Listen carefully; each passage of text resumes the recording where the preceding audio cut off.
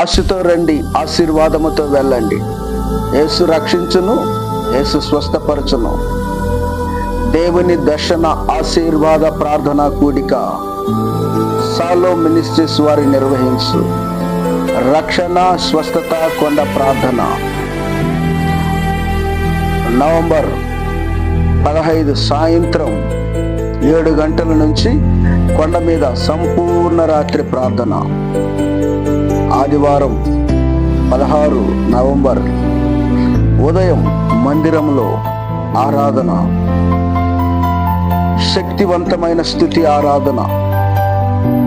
నడిపించేవారు ఎన్ Vijay Kumar, YouTube గాయకురాలు ఎన్ పద్మ గారు, ముఖ్య ప్రసంగికులు pastor salmon రాజు గారు, పాస్టర్ రవి గారు.